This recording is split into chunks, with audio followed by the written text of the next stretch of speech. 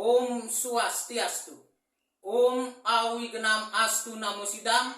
Om Anubadrah Kertayantu Wiswata. Dewan juri yang saya hormati, peserta lomba dan umat sedharma yang saya muliakan. Mengawali penyampaian materi Dharma Wacana saya ini, pertama-tama marilah kita panjatkan puja angayu bagya kehadapan Ida Sang Yang Widiwasa, karena atas asung kertewarunugrahanya lah saya dan kita sekalian dapat diberikan nikmat kesehatan dan keselamatan lahir batin, sehingga dapat mengikuti lomba Dharma Wacana Digital pada tahun 2022 ini. Izinkanlah saya, Idewa Gumang Desta Yoga Diantara, menyampaikan pesan Dharma Wacana ini dengan tema Pancayatnya. Saudara-saudara dan umat sedharma yang saya muliakan, berbicara mengenai hakikat ajaran Pancayatnya, pada prinsipnya merupakan sebuah jalan yang harus ditempuh oleh umat Hindu sedharma dalam mendekatkan dirinya ke hadapan Ida Sang Yang Widiwasa Tuhan Yang Maha Esa. Serta ajaran Pancayatnya juga dijadikan sebagai media komunikasi dan peningkatan terhadap kualitas dalam diri manusia. Saudara-saudara dan umat sedharma yang saya muliakan, ajaran Pancayatnya sesungguhnya bersumber dari bahasa Sangsekerta, yaitu dari akar kata panca dan yatnya. Panca artinya 5, sedangkan yatnya dimaknai sebagai sebuah persembahan suci. Kata yatnya sendiri juga berasal dari penggalan kata yats di dalam bahasa Sangsekerta, yang dimaknai sebagai sebuah persembahan atau korban suci yang tulus ikhlas tanpa pamrih. Sehingga definisi Pancayatnya dapat diartikan sebagai 5 macam kelompok persembahan atau korban suci yang tulus ikhlas tanpa pamrih, yang ditujukan ke hadapan Ida Sang Yang Widiwasa beserta manifestasinya. Adapun kelima macam kelompok ajaran Pancayatnya tersebut antara lain yang pertama, Dewa Yatsna. Dewa Yatnya dapat diartikan sebagai sebuah persembahan atau korban suci yang ditujukan ke hadapan Ida Sang Yang Widiwasa yang berlandasan pada ketulusan dan keikhlasan, di mana ajaran Dewa Yatnya ini juga merupakan sebuah upaya dalam pendekatan diri ke hadapan Ida Sang Yang Widiwasa sebagai pencipta dan pemelihara alam semesta beserta isinya. Adapun contoh penerapan ajaran Dewa Yatnya antara lain melalui upacara piodalan, upacara Naimitika Yatnya, atau upacara pada waktu hari raya tertentu seperti Galungan, Kuningan, dan Saraswati, serta melalui kegiatan Trisandya setiap hari. Yang kedua ada Pitra Yatsna. Pitra Yatnya dapat diartikan sebagai sebuah persembahan atau korban suci yang tulus ikhlas tanpa pamrih, yang ditujukan ke hadapan para leluhur atau kedua orang tua kita yang telah melahirkan dan membesarkan kita, sehingga kita harus melaksanakan upacara Pitra Yatnya untuk menyucikan roh para leluhur kita agar bisa memperoleh kedamaian dan kebaikan di samping Ida Sang Yang Widiwasa Tuhan Yang Maha Esa. Adapun contoh upacara Pitra Yatnya adalah melalui upacara ngaben, upacara atmawedana, dan upacara atiwatiwa. Kemudian yang ketiga adalah Resi Yatnya. Resi Yatnya diartikan sebagai sebuah persembahan atau korban suci yang tulus ikhlas tanpa pamrih yang ditujukan ke hadapan para maharesi atau orang suci. Seperti halnya para sulingge, para pandita, para pinandita, ataupun kepada para guru penuntun spiritualis yang telah memberikan kita pengetahuan suci dan tuntunan kerohanian spiritual sehingga hidup kita menjadi lebih damai dan sejahtera. Adapun contoh penerapan upacara resi yatnya adalah melalui upacara Eka Jati dan upacara Dwi Jati. Yang keempat adalah manusia yatnya. Manusia yatnya diartikan sebagai sebuah persembahan atau korban suci yang tulus ikhlas tanpa pamrih yang ditujukan ke hadapan para manusia sebagai bentuk penyucian diri dan pembersihan diri untuk menciptakan kesejahteraan dan kedamaian bagi kehidupan manusia. Adapun contoh penerapan ajaran manusia yatnya adalah melalui upacara otonan, upacara pawiwahan, ataupun melalui upacara metatah dan lain sebagainya. Yang kelima adalah Buddha Yatsna. Buddha Yatnya merupakan bentuk persembahan atau korban suci yang tulus ikhlas tanpa pamrih yang ditujukan ke hadapan para buta kala atau makhluk bawah agar terciptanya sebuah kesejahteraan dan keharmonisan bagi alam semesta.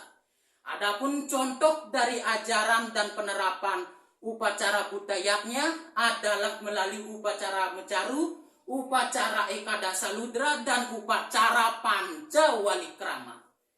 Saudara-saudara dan umat sedharma yang saya muliakan, konsep ajaran Pancayatnya sesungguhnya bersumber pada kitab suci Weda, yaitu pada sistem Yajurweda, di mana Yajurweda memuat mengenai pokok-pokok upacara yatnya yang bersumber kepada ide Sang Yang Widiwasa sebagai hakikat dari ajaran Dharma yang sejati atau Sanatana Dharma. Di mana ajaran Pancayatnya juga bersumber pada trikrangka dasar agama Hindu yang terdiri dari tatwa berupa filsafat, susila berupa etika, dan upacara berupa yatnya dan persembahan suci. Saudara-saudara dan umat sedharma yang saya muliakan, penerapan ajaran Pancayatnya sesungguhnya berasal dari ketulusan dan keikhlasan Sang Yajimana serta berlandasan pada kondisi dan keadaan dari Sang Yajimana tersebut, di mana yatna itu dapat berjalan dengan baik melalui sumber yaitu kitab suci Weda dan bersumber pada filsafat ajaran tatwa. Adapun beberapa hal yang perlu diperhatikan dalam penerapan ajaran Pancayatnya antara lain yang pertama, desa. Desa diartikan sebagai penggambaran mengenai tempat pelaksanaan upacara yatnya. Yang kedua ada kala yang berisi penggambaran mengenai waktu pelaksanaan upacara yatnya. Dan yang ketiga ada patra yang berisi penggambaran mengenai pelaksanaan dan kondisi dari keadaan Sang Yajimana dalam melaksanakan upacara yatnya. Saudara-saudara dan umat sedharma yang saya muliakan, implementasi ajaran Pancayatnya tidak hanya dapat dilaksanakan melalui upacara ritual atau korban suci saja, tetapi pelaksanaan ajaran Pancayatnya juga dapat dilakukan melalui tindakan atau perbuatan yang baik dalam bentuk karma yatnya terhadap sesama manusia dan makhluk ciptaan Tuhan, serta juga bisa melalui transfer ilmu pengetahuan atau jenana yatnya terhadap sesama manusia, serta juga bisa ditempuh melalui sistem sedana atau arte yatnya berupa sedekah kepada masyarakat yang kurang mampu. Saudara-saudara dan umat sedharma yang saya muliakan, sebagaimana yang terdapat di dalam Sloka Bhagavad Gita Adhyaya 9 Sloka 26 berbunyi, Patram puspam palam toyam yo mabakte praya sancati tak aham baktaya upartam asnami prayatat mana, yang artinya siapapun yang bersujud kepadaku dengan mempersembahkan selai daun, sekuntum bunga, sebiji buah-buahan, dan seteguk air, akan aku terima sebagai persembahan yang sempurna dari orang yang tulus hatinya.